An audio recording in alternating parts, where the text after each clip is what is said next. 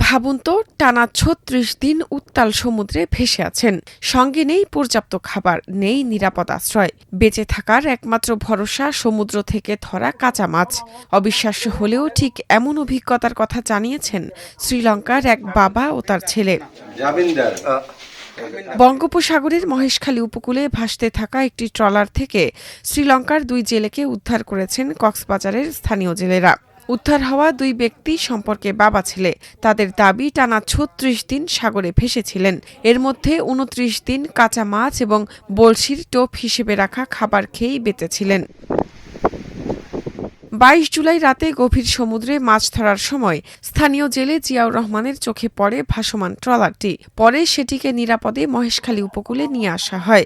বর্তমানে উদ্ধার হওয়া ২ শ্রীলঙ্কার নাগরিক কুতুবজম ইউনিয়নের দক্ষিণ পাড়ায় ট্রলার মালিক জিয়াউর রহমানের বাড়িতে আছেন। গভীর সাগরের জায়গায় এর মাঝে একখান সরু একখান বোট ১০,০০০ আর হন বোট নাই আতা ভাষে একটা ষোলো বোট ১০,০০০ ষোলো বোট ১০,০০০ আর এর আগেই চলাই দেখি দেখান নৌকা সরু একখান নৌকা এর ডবি আর ডাকের মানুষ বিয়ে দিয়ে এখন ডাকি গেই দেখি গেই সেদি হন্যে হ্যাঁ তো আর হরিয়র হরিয়র কিছু না বোঝেন আর বাসা কিছু না বোঝেন। উদ্ধার হওয়া দুজন হলেন SH চামিন্দা এবং তার ছেলে সাউন্ডা হান্না দিগিপিয়া ওয়াটিং। তাদের বাড়ি শ্রীলঙ্কার দক্ষিণাঞ্চলের ডেভি নুওয়ারা এলাকায়। দুজনই পেশায় জেলে। উদ্ধারকারী জিয়াউর রহমান জানান, ভাষাগত সমস্যার কারণে দুবাই প্রবাসী তার এক আত্মীয়ের সহায়তায় দোভাষীর মাধ্যমে ২ জেলের পরিচয় ও ঘটনার বিস্তারিত জানা গেছে। পুলিশ ও স্থানীয় সূত্র জানায়, প্রায় ৩৬ দিন আগে ৪ জন জেলে একটি ট্রলার নিয়ে শ্রীলঙ্কার উপকূলে মাছ ধরতে যান। বৈরী আবহাওয়ায় ট্রলারের ইঞ্জিন বিকল হয়ে সেটি ভেসে যেতে থাকে। ৩ দিন পর অন্য একটি নৌকার সহায়তায় অপর ২ জেলে দেশে ফিরে গেলেও ট্রলারটি নিজেদের হওয়ায় বাবা ছেলে সেটি ছেড়ে যাননি।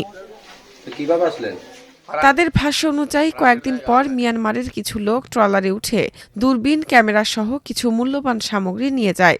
এরপর ট্রলারটি ভেসে ভেসে বঙ্গোপসাগর হয়ে বাংলাদেশের মহেশখালী উপকূলে পৌঁছে। যাত্রার ৭ দিনের মাথায় তাদের মজুদ খাবার শেষ হয়ে যায়।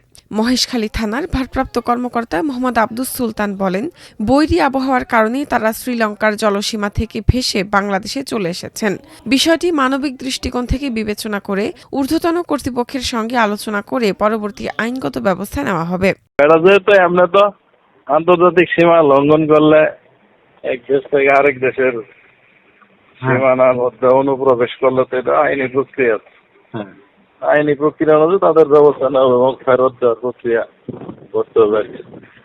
বর্তমানে কোস্টগার্ড, পুলিশ ও স্থানীয় প্রশাসন তাদের সঙ্গে দোভাষীর মাধ্যমে কথা বলছে। চিকিৎসা দেওয়ার পর তাদের শারীরিক অবস্থার কিছুটা উন্নতি হয়েছে বলে জানিয়েছেন স্থানীয় জনপ্রতিনিধিরা। দীর্ঘদিন অপুষ্টি ও পানির শূন্যতায় তারা এখনও বেশ দুর্বল।